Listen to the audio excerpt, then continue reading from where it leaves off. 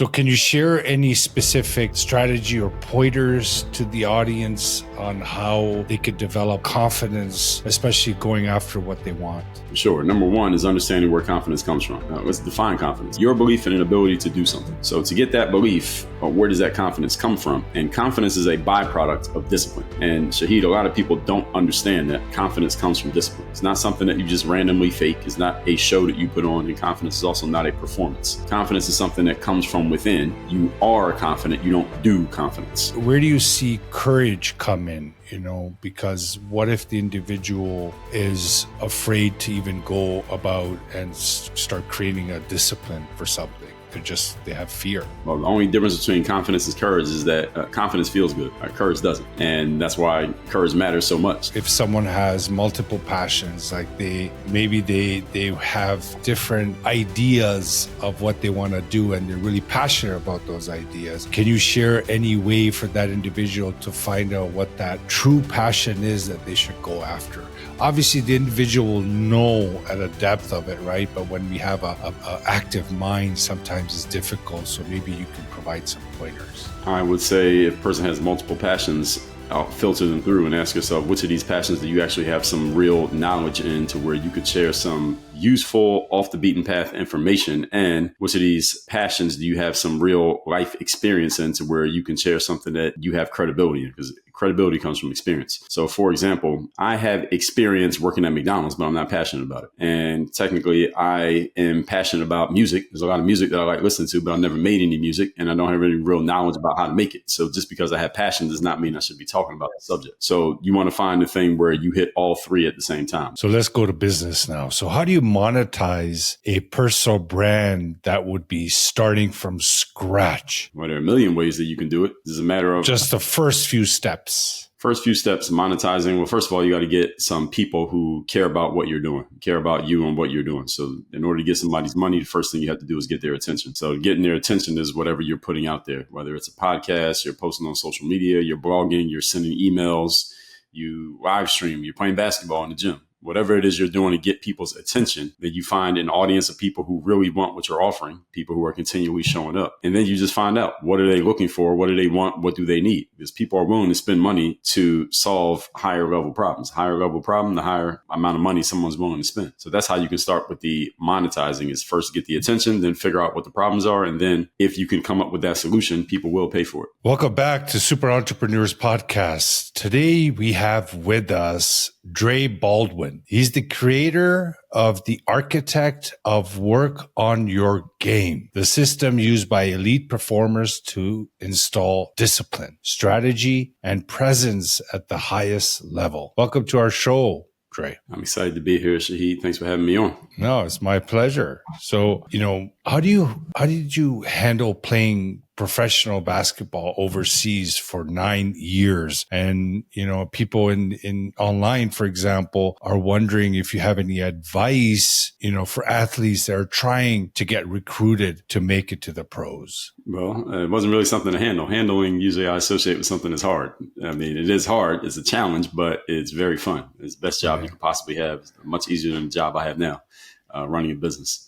And at your second part, though, people trying to get recruited or get their opportunity to play, that is a big thing. It is literally a 1 in a million thing to be able to play professional sports.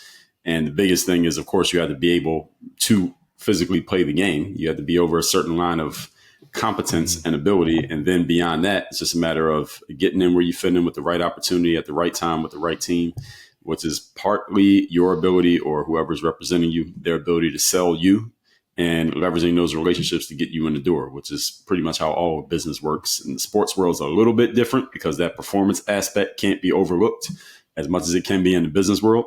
But you still have to be able to sell yourself. Mm-hmm. So let's go to business now. So how do you monetize a personal brand that would be starting from scratch? Well, there are a million ways that you can do it. It's a matter of just the first few steps.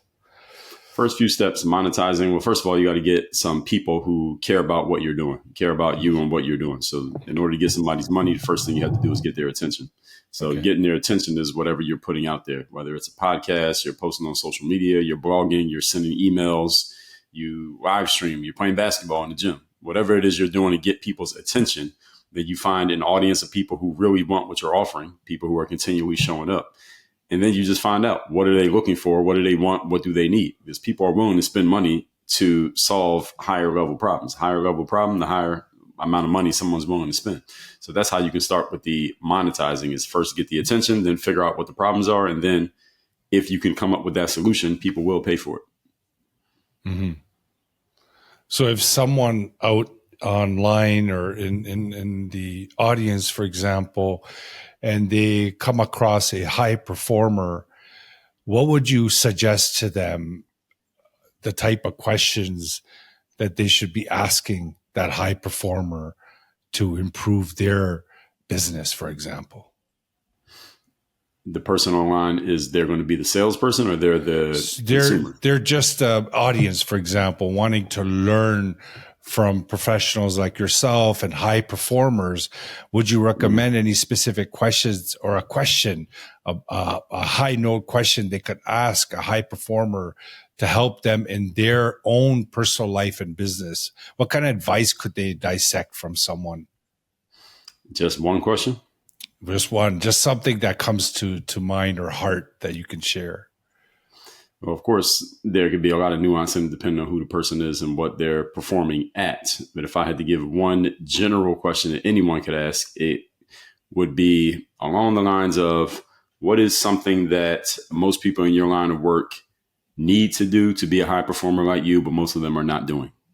So that can give you some insight into what holes most people are leaving, or what's one thing that most people in your line of work, I'm cheating here, giving you a second one. Most people in your line of work are doing, but they probably don't need to do or shouldn't do because it's hurting them. So you could ask those two questions, and that will give you some insight into what could maybe separate you from the masses in that space.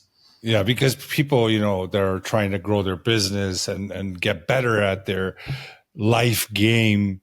They come across high performers, and sometimes they don't realize, that that's a really important opportunity for them to learn something. So thank you so much for sharing that. Sure. So can you share what your strategy is to building a following on platforms like YouTube and X? Sure. It's first of all, figuring out what I actually want to talk about, what I care about. Usually what you talk about is a combination of things that you care about. So there's some energy behind it. There's some information knowledge. You have some actual skill and domain knowledge in that space. And it's something that you have some experience in, because usually you don't care about something or have knowledge unless you've done something. So when you can find something that fits all three, and then you put it out there, and you have to be consistent enough and persistent enough in putting your message out there such that the people who are interested in the thing that you're saying can find their way to you. Because if you're just getting on, let's say YouTube, there's a million people on YouTube, a million videos coming out every day. So how do you get your audience to find you? You have to be out there often enough that the algorithm or the people, or maybe a combination of both, can find out that you exist. So that's the starting point. What do you care about? What have you actually done? And where do you have some actual useful information or material? And when you say, what do you care for? I guess it would fall under passion, for example. And say if someone has multiple passions, like maybe they have different ideas of what they want to do, and they're really passionate about those ideas. Can you share any way for that individual to find out what that true passion is that they should go after? Obviously, the individual will know at a depth of it, right? But when we have a active mind, sometimes it's difficult. So maybe you can provide some pointers. I would say if a person has multiple passions, I'll filter them through and ask yourself, which of these passions do you actually have some real knowledge in, to where you could share some useful, off the beaten path information? And which of these passions do you have some real life experience in, to where you can share something that you have credibility in? Because credibility comes from experience. So for example, I have experience working at McDonald's, but I'm not passionate about it. And technically, I am passionate about music. There's a lot of music that I like listening to, but I've never made any music, and I don't have any real knowledge about how to make it. So just because I have passion does not mean I should be talking about the subject. So you want to find the thing where you hit all three at the same time: the caring, the experience, and the passion. And a lot of times people have passion about things in which they have no real knowledge. Yeah. So you should be a consumer, not a producer. Well said. Well said. So can you share how you handle negative feedback or trolls online? Yeah. So it depends on what they're saying and what the negative feedback is, but I will engage. I'll engage with negative feedback. Did you say you depending on won't what engage? I will engage. Okay. Please So share. it depends on what it is. Now, someone is saying, let's say I put out some point about discipline, and this person says, well, I disagree. That's not the way I look at discipline because you said it means this, but it means that. I'll engage with them as long as someone's being respectful. You can disagree with me as long as they're being respectful and just professional, not even professional, but just being humane about it. Yeah. Now, if someone's just trolling and they're just trying to provoke and get a response, especially if it's just a comment that somebody posted on something that I said, those I won't engage with. That's not useful, especially these days, because you never know who's a real person and who's not. But when I do live streams, for example, and someone's disagreeing with me in the comments, I will engage. I will respond back to their comment and let them respond back with another comment and see what they have to say. So I don't have a problem with disagreement. I have a problem with someone disagreeing with what I say, even openly and publicly and in the moment disagreeing, as long as they bring some substance to the disagreement, because number one, it helps me strengthen my argument as to why I believe what I believe when someone pushes back, because now I had to defend it. Number two, it makes me better at explaining my position now that I have to face some opposition. And number three, the person dissenting with me might actually be right. They might actually have a good point. So I'm willing to listen to what they have to say. Yeah. Because it's important to have an open mind when it comes to feedback like that, or a discourse about, about their point of view of what you're sharing, and to have that openly discussed, that'll be great. But when it becomes disrespectful and just another person just trying to put someone down, and there's no point in even continuing with that. But also, did you find that you get a lot more now with AI? Do you notice an increase of comments that are getting very intelligent, that seem human, but they're AI? Not yet. Maybe on an app like X, I think people make accounts where their posts might be AI generated or bot generated. But as far as the commentary, it hasn't come around to me yet if that's happening. AI comments. I think people like making their own comments because they get value from getting a lot of engagement from being a popular comment. So I don't know if people want to outsource that to AI just yet. Yeah. No, I just thought about, if you're receiving any of those and notice them, but I don't think it's mainstream yet. But they're obviously for DMing, obviously that's been happening for a while, but these comments, they're just, sometimes you read them, you're just not sure, right? Because how intelligent AI is getting. So just wondering about your life. I think it's coming. It's coming. It hasn't hit me yet, but maybe it's coming. Maybe it's hit other people, but not me. Yeah. So how do you think about, race discussions in media and politics? I'll engage. I'm willing to engage on any subject if I have something to say. So I don't mind talking about politics. I don't mind talking about race. And it's similar to what you asked me earlier about somebody dissenting. That I can disagree with somebody on the subject. Let's have a conversation. You put your idea out there, I put mine out, and let's battle. This is how the marketplace of ideas works, Shahid. In the marketplace of ideas, you put your ideas out and your opinions out. Other people put theirs out, and we see who's wins in an open discussion. And without getting angry. I was talking to my audience about this just yesterday. I'm an athlete. In the sports world, you can't just say you're good and not play against anybody. If you say you're good, you got to go play against the other players who say they're good, and let's find out who's best. So you can't hide. You can't just stay in your echo chamber of all people saying that you're the best, but you never played against anybody else who their friends say they're the best. So you have to go out there where it's at, and you got to compete. So I believe the same thing about ideas that I believe about physical performance. So can you share, how you maintain consistency in your daily content? Because since, we invited you on the show, obviously part of it is that we agreed to, help to promote the episode together and also follow each other. So I've been seeing your content and is quite irregular compared to the many people I meet. So just wondering if you could share about the consistency part that could help someone out there. Sure. So my biggest thing about the consistency is, first of all, I'm talking about things that like we talked about, I know about, I care about, and I have experience in. And secondly, it's because, hold on one second. Who is that? Who is that? Is that your son?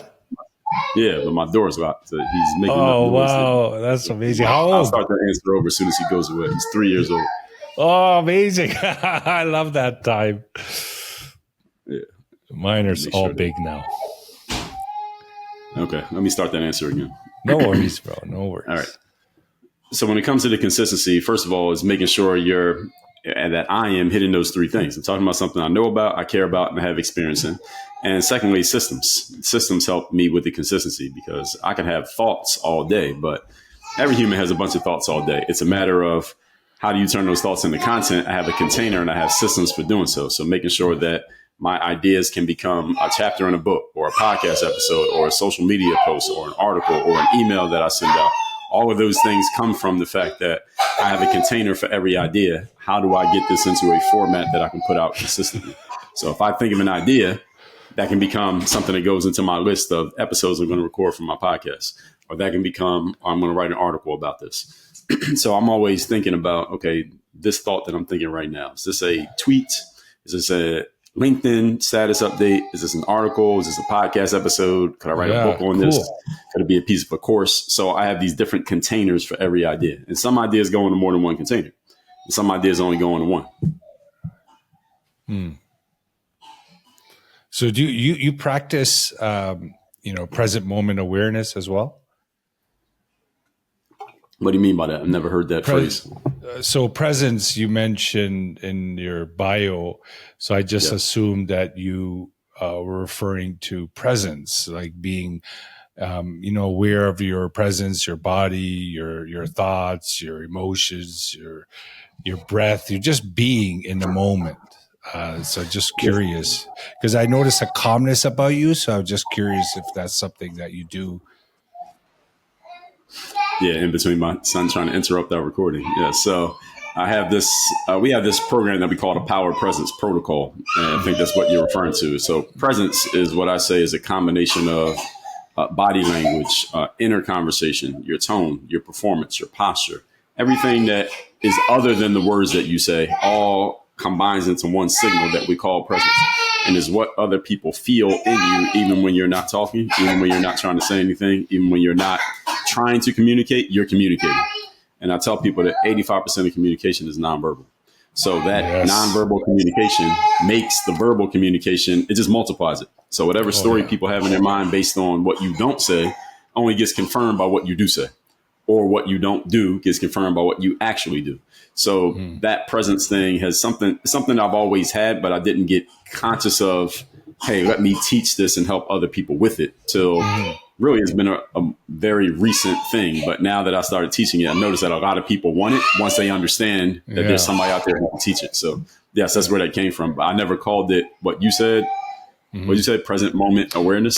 Present moment awareness is more, I guess you would say, a traditional term, or, it's ancient, I guess. It's just a practice of Eckhart Tolle in The Power of Now mentions it as that. But really, it's not about actually doing anything. It's just being more in your awareness, more of transcending thought and emotions, and just remembering who you truly are, from that place, experiencing life and just allowing what unfolds and making decisions from that place. So there's definitely a very strong power behind it. So. Yes, I have read some Eckhart Tolle, and maybe I came across that phrase then. But being present, being in a moment, and being aware are all aspects of what we teach. But I just hadn't heard that string, so it's a good. So you came up with it on your own without even knowing that anything out there of that sort. Well, I knew the word presence. I know it wasn't a brand new word, but that we put it together into a new program. Yes. Very good. All right. So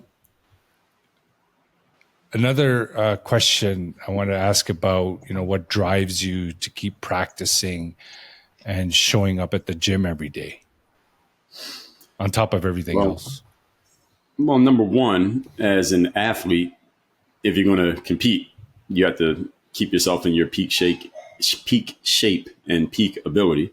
And sometimes you're going to face athletes who might have been better than you at the last game. So you have to keep going in there and practicing so you can get better and improve wherever you may be coming up short. And if you want to elevate in levels, then you're going to have to elevate your performance, because the performance that worked at the previous level is not always going to work at the next level. On top of that, the discipline becomes a habit, and it becomes easier to just show up and do the stuff consistently than it is to not show up. Taking a day off is hard for me because I'm used to the routine of showing up consistently. So it becomes part of your identity to show up and actually do the work, right? Whether in the gym, on the microphone, at the keyboard, in the boardroom, it applies in the same way no matter where you're doing it. And on top of that, especially in the sports world, you have a job that a whole bunch of people want. So when you're in there, you can just easily be out. So that always is in the back of your mind when you're playing sports for most athletes. Mm-hmm. So what kept you believing you could make it after all the failures and setbacks in the game? Yeah, I think in my amateur years, like high school and into college, it was, first of all, just being ignorant enough to believe that I could make it happen. I didn't have enough information to convince me that I couldn't. So that's why I kept trying. So that was one. Secondly, I could feel myself continually getting better. Even though I didn't have always tangible proof that I was getting better, I could feel that I was getting better. I couldn't have explained it to anybody. And third, being a competitor. If you're going to play a sport, you better be wanting to compete, especially as you elevate. If you're going to play in college, let alone with the pros, you better be willing to compete, because only a small selection of people even make it to the collegiate level, let alone the professional level. So you have to compete, and you're going to go against players who have skills just like you have skills. So it often comes down to the mentality, who wins and who loses. And as a competitor, it was not only competing on the court, but it was competing in the big picture. So yes, I want to beat this guy in this game today, but also I want to beat this guy in the next 10 years. I want my career to be better than his career. So that's the long-term drive to keep showing up, in addition to the short-term, let me win the game today. Mm-hmm. So can you share any specific strategy or pointers to the audience on how they could develop confidence, especially going after what they want? Sure. Number one is understanding where confidence comes from. Let me back up before that. Let's define confidence. Confidence is defined as a belief in your belief in an ability to do something. So to get that belief, where does that confidence come from? And confidence is a byproduct of discipline. And Shahid, a lot of people don't understand that confidence comes from discipline. It's not something that you just randomly fake. It's not a show that you put on. And confidence is also not a performance. Confidence is something that comes from within. You are confident. You don't do confidence. And when you are confident, that's because you've done the work ahead of time. And then that confidence radiates from within you, and other people can feel it. So if you have to perform as if you're confident, or you have to tell people you're confident, you're not, because you're doing it wrong. You have the formula off.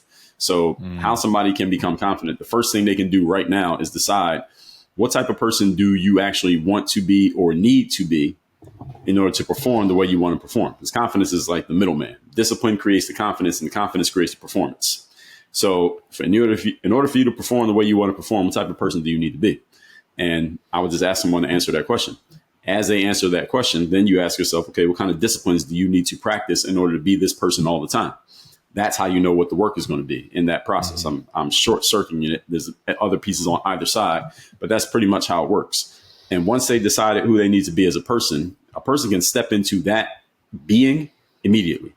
You may not have done all the work yet. You may not have the tangible results yet. And it may take a while for the rest of the world to catch up to it, but you can become that person in an instant. This is not a 6-month or 10-year process. It may take that much time, well, let's say 6 months, maybe 3 months, a week, for someone to start to see the confidence from the outside looking in, but you can change who you are as a person any moment that you choose to. The biggest challenge for a lot of humans is that the older we get, the more subconscious programming we have inside of ourselves. So it's hard for us to undo how we already see ourselves. That's what takes so long for most people. It's not the fact that you can't do it. It's just you have to undo all the stuff you've already done. So there's a lot of unlearning that you have to teach if you really want to help someone change their level of confidence significantly. So the discipline part is to go out and do what they need to do, the discipline to create the confidence. Where do you see courage come in? Because what if the individual is afraid to even go about and start creating a discipline for something. They have fear. Great question. Well, the only difference between confidence and courage is that confidence feels good. Courage doesn't. And that's why courage matters so much. So everything you just said is part of the answer to the question, is that courage is acting in the face of discomfort, fear, things not going the way you want them to go. Will you take that step anyway? Whereas confidence is, most of the time when people think about confidence, they think about their chest out, their eyes up, their head up. They feel good about themselves. Courage is you don't feel good, but you do it anyway. And that courage is necessary to undo the nonsense that most people have learned up to whatever point in their lives that they want to change who they are to have that confidence. So you need courage to get to the confidence. So I think the courage, where I was going with that, is that sometimes to even bring that courage to do that work, it's advisable that they get help from a mentor or some kind of support, because the fear can be crippling for many people. And I agree. And this is the reason why we have the therapy industry, the coaching industry. The reason you have mentors is so people don't have to do it on their own. They can go find someone who can help them take the steps that they need to take. Yeah, because I agree with you. It was just the fear is holding so many people back, I agree. Yeah. So, well, man, it was great talking to you, brother. We got a lot in there for our time that we have.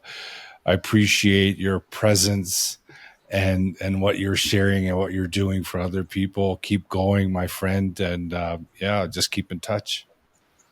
Well, I appreciate the time. Thank you for the opportunity for sharing your platform. Looking forward to hearing feedback from your audience. My pleasure. Thank you.